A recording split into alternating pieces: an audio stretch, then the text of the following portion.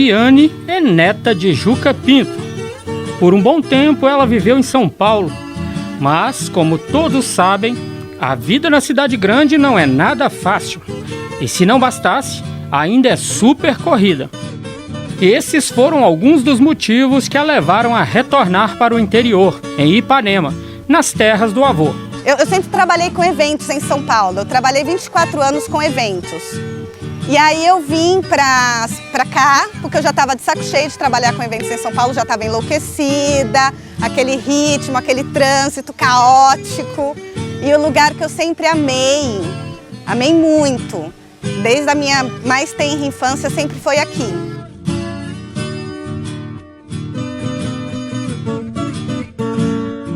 A fazenda do vovô era muito grande. Não era uma família rica, mas era uma família que não passava necessidade.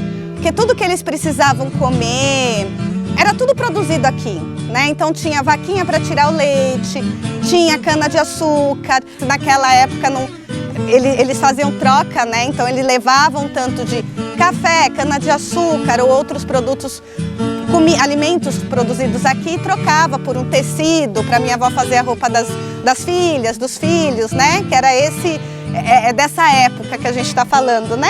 No nosso programa nós já falamos do projeto Saúde e Prosa, lembram?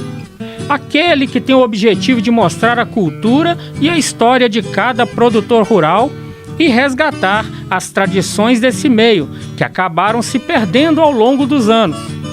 Além disso, ele também fortalece a consciência ambiental, visando preservação da natureza e incentivando a prática de atividades físicas entre as pessoas.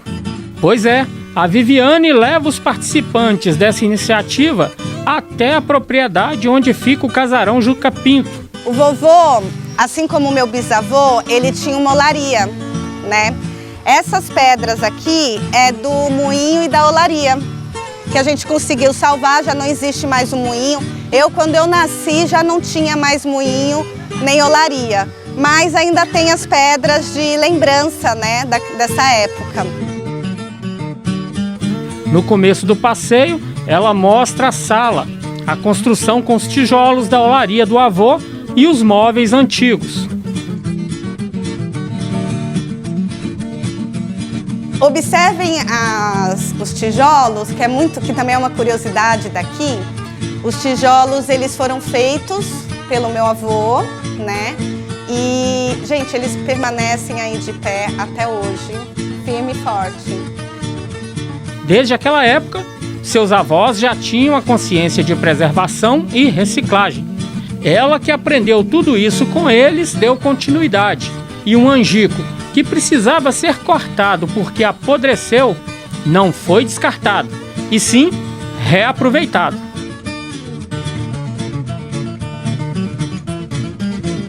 Vocês devem ter reparado numas mesas lá fora, tem essa mesa aqui atrás, e a história dessa mesa é muito interessante, porque foi uma árvore, um angico, que estava aqui no terreno, maravilhoso, a coisa mais linda esse angico, só que ele apodreceu no meio. O vovô e a vovó sempre fizeram muita questão de reutilizar as coisas. Então, quando eu precisei derrubar esse angico, então eu reutilizei o máximo.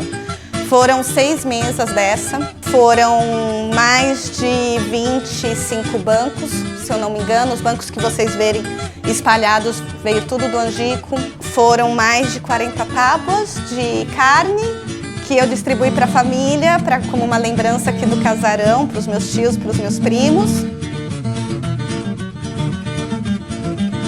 Cristaleira da minha avó, que a gente também reformou, e está aí lindona, enfeitando, com cristalzinhos que sobrou, né? Muita coisa quebrou, mas assim, a gente conseguiu salvar algumas coisinhas e colocar da época dos meus avós. Aqui existem itens que mexem e muito com a memória afetiva. Viviane se emociona ao falar sobre essa colcha que a avó fez para ela há muitos anos. Em bom estado de conservação, ela ainda continua sendo usada nas camas que os avós dormiam. Eu tenho uma história singela para contar sobre essas coxas de crochê. A vovó Elza era muito crocheteira. Ela fez vestidinhos para mim. O vestidinho de batizado foi ela que fez e tudo mais. E aí, à medida que eu fui crescendo, que eu cheguei assim na minha adolescência, eu falava para ela assim: vó, você faz uma coxa de crochê para mim? Eu quero uma coxa de crochê sua. Porque ela fazia, dava para algumas pessoas e tal. Um dia ela chegou para mim, me chamou no quarto. Ela falou assim: ó, você tá vendo essas duas coxas? Falei: tô. Ela falou: essas duas são suas. Um dia você vai usar essas duas. Em São Paulo eu usava uma vez ou outra e tudo mais. Mas quando eu cheguei aqui, eu vi que essas coxas foram feitas para cá. Exato.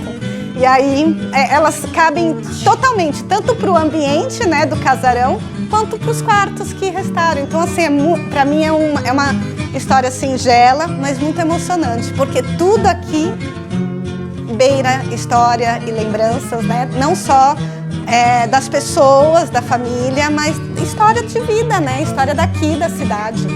Depois de muito tempo abandonado, não há nada mais prazeroso do que ver esse casarão ganhando vida novamente.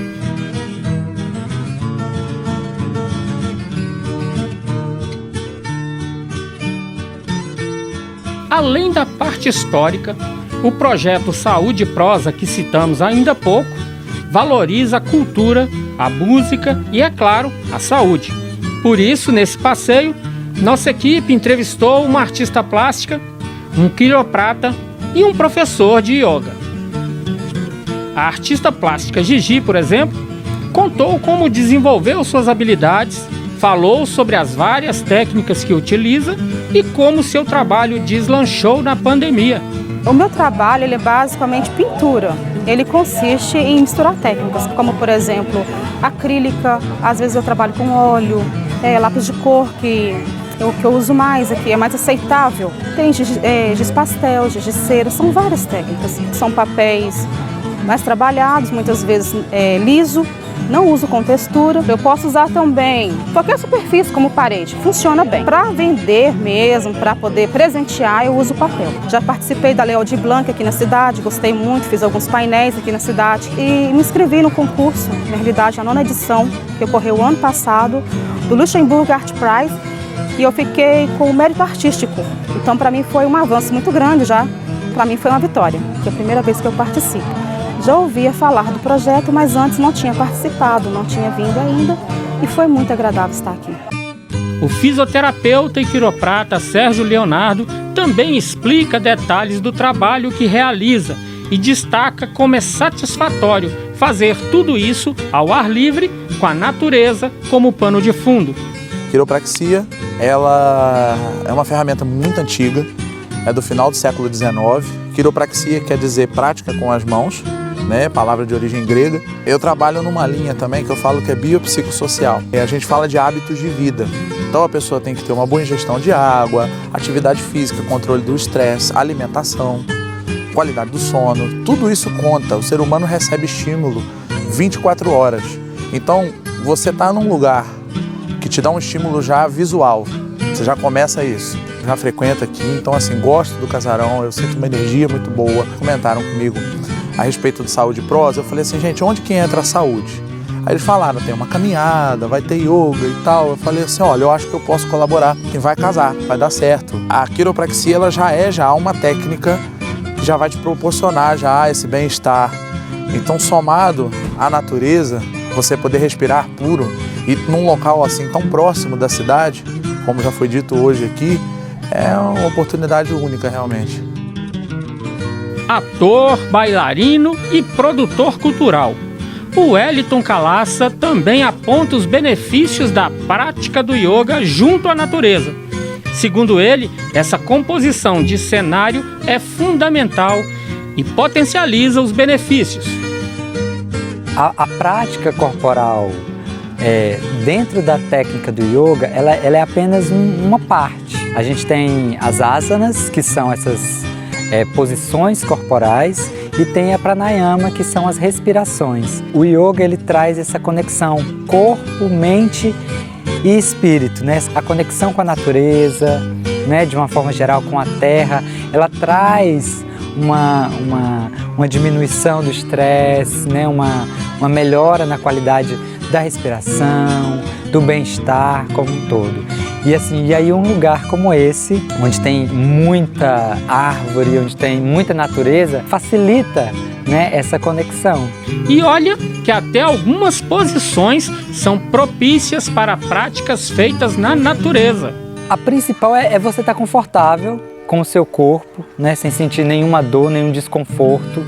Então procurar a posição sentado, né, a posição de cócoras, é uma posição muito natural da natureza humana. Então assim, estar em contato com a terra, sentar no chão, sentir o chão, você ter consciência da sua respiração, né? O ar que entra e te enche de vida, o ar que sai, né? Aí você pode mentalizar coisas ruins também que você quer que vá embora. Então a gente inspira oxigênio e elimina gás carbônico. As árvores, elas fazem o contrário, elas absorvem gás carbônico e projetam o oxigênio, né, puro, limpo. A natureza é divina, então é se conectar com o divino, com a sua essência divina. Quando eu comecei a prática, essa busca da respiração, da neutralidade, de esvaziar os pensamentos, isso tudo foi me transformando. E aí eu fui calmando, calma, tudo tem seu tempo, vai dar certo, respira, né? Eu fui me ouvindo, né? E o Momento no Campo fica por aqui. Um forte abraço e até o próximo!